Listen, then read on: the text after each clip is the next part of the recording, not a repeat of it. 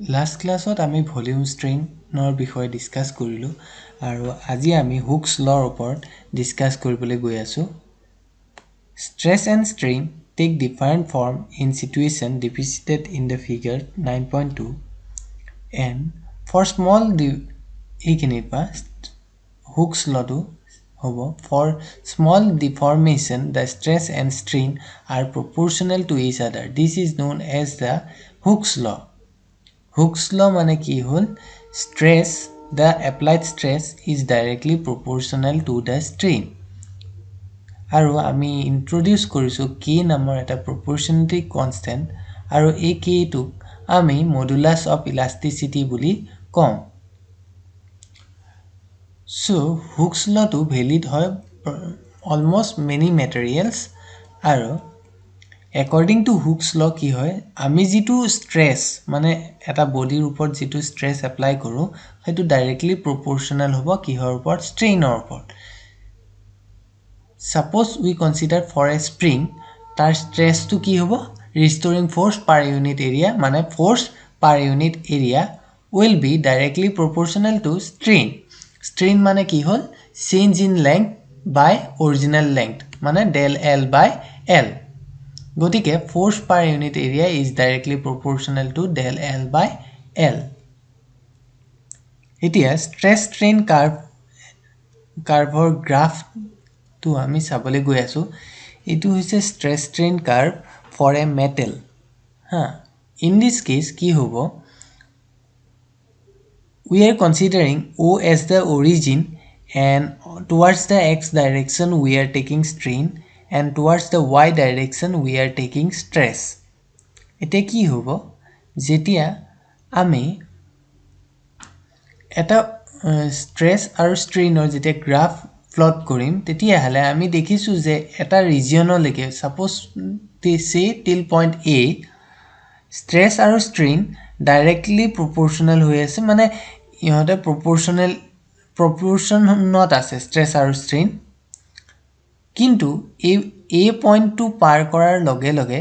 আমি দেখিবলৈ পাইছো যে stress আৰু strain directly proportional not নাই গতিকে এই পইণ্ট টো the point A is also known as the proportional limit আৰু এই পইণ্ট টো লৈকে O পৰা A লৈকে stress is directly proportional to strain কিন্তু যেতিয়া আমি B পইণ্টলৈ আহিছো যেটোক আমি yield point বুলি কওঁ আৰু এই yield point টো আমি also elastic limit বুলিও কওঁ মানে এই বডিটো এই যেটো মেটেল আমি ব্যৱহাৰ কৰিছো আমি যদি এই মেটেলটোক স্ট্ৰেস দি পেলাই পইণ্ট বি লৈকে আনিব পাৰো পুল কৰি দিব পাৰো তথাপিও এই যেটো মেটেল হ'ব হি অৰিজিনাল এই মেটেলটোৱে অৰিজিনাল পজিশনলৈ আকৌ আহিব পাৰিব গতিকে এই পইণ্ট বি টোক আমি yield point বুলি কওঁ আৰু ইয়াৰ যেটো corresponding stress তাক আমি yield strength বুলি কওঁ আৰু ৰিপ্ৰেজেন্ট কৰো sigma y দি পেলাই আৰু আমি যদি এই পইণ্টটোৰ পৰা আৰু অলপ লোড এপ্লাই কৰি পইণ্ট সি লৈকে আনি দিব পাৰো তেতিয়া হলে এই পইণ্ট সি টো পার্মানেন্ট সেট বুলি কয় মানে এই আমি যদি সাপোজ আমি লোড এপ্লাই কৰি দিলো অবজেক্টটোৰ ওপৰত তেতিয়া এই পইণ্ট সি টোৰ পৰা আকৌ অৰিজিনাল শেপ হলে ৰিটাৰ্ন আহিব নোৱাৰিব এই অৰিজিনাল পইণ্টলৈকে A লৈকে বা যেটো অৰিজিনাল শেপ আৰু সাইজ আছিল হেতুলে ৰিটাৰ্ন আহিব নোৱাৰিব এই পইণ্ট টু সি টু লৈকে এই যেটো সি পইণ্ট হয় তাক আমি পার্মানেন্ট সেট বুলি কওঁ মানে এই অবজেক্টটো পার্মানেন্টলি হেতু সাইজতে থাকি যাব